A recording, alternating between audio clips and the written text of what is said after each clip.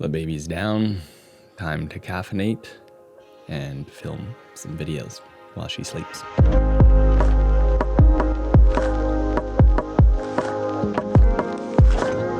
Welcome back, friends and fam.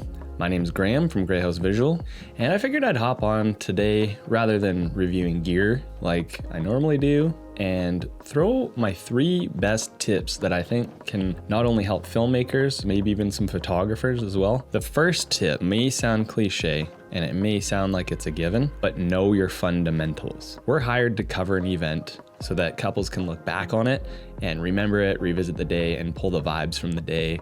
Try to relive it and maybe see some moments that they weren't around for, or that maybe the day moved by too fast for them to remember. So you have the fun gear, you want to get the beautiful shots, you want to show off what you can do, what you're capable of, what your gear is capable of, and that's great. I know for myself, when we first started, that was my focus on the wedding day. Is I'd show up, I was just trying to get awesome shots all day. I was trying to make moments that initially might not seem that interesting to make it interesting. Throw camera movement in a whole bunch, or slow-mo, which are great. They have their time and their place. But nowadays, everything just looks so good, and it's very easy to make what you're shooting look really good with the cameras that are out there. So we don't necessarily need to try to spice things up on our own. Tip number 1, know your fundamentals, cover the event the best you can. That's one thing I wish I knew when I first started, and I think based on a lot of what I've seen out there from a lot of newer filmmakers, document first.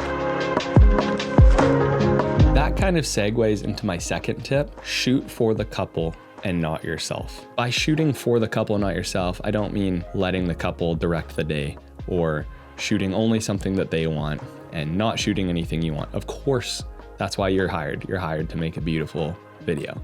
I know for ourselves, like, you'll get an inquiry or a booking and you look at the venue and you're like, man, that's like the sickest venue. I've always wanted to shoot there, or like, I love shooting at that venue or whatever. And you build this whole like picture up in your head of what the day's gonna be like and what the couple's gonna be like. And if you try to force something that you have a certain vision in your head that isn't necessarily vibing with the couple, it will come across in your video. We can build something up in our heads, but if it's not gonna work and you try to force it all day, it's gonna be really, really difficult to pull that vision off that you had anyways. Read the room and go with that, because that might even be better than your initial vision. That segues again nicely into my third tip for shooting a wedding: slow it down.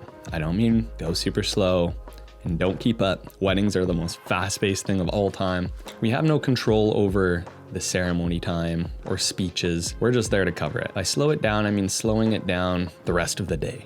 When you're in just prep or hanging out, especially first look and portraits, it's probably the most prime example of slowing it down. You need to let the couple breathe in those moments. That will help you be a lot more present and pick up on the subtleties of things happening, which will also help you remember it later on when you're editing in post. Let them breathe.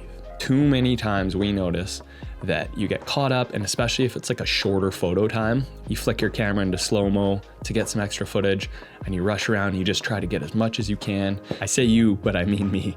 And I'll get home to the edit and I'll go through the portraits and I'm trying to drop it on the timeline later, and I start to notice that the couple is either looking a little bit uncomfortable, or they're looking posed, or they're talking to each other or talking to the photographer or myself. If you just set them in a pose, step back and allow them to be in that pose. They'll start talking to themselves, they'll start laughing. You can hang out with them, crack jokes. If you set up less poses or less direction and you let them sink into what they're doing, you're gonna come home with more than if you ran around trying to get every prompt that you have in your prompt Bible. You're gonna come home and you're gonna be like, wow, I have all this stuff to use. It's really, really good. Rather than coming home with like 12 poses and you're moving around trying to get the camera movement of like a super stiff couple. Hopefully that wasn't too rambling, but that's my third tip.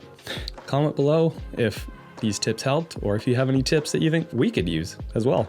Maybe we'll make another video and share some of your guys' insight as well and put into practice ourselves. In the meantime, like and subscribe, and we'll see you guys pretty quick.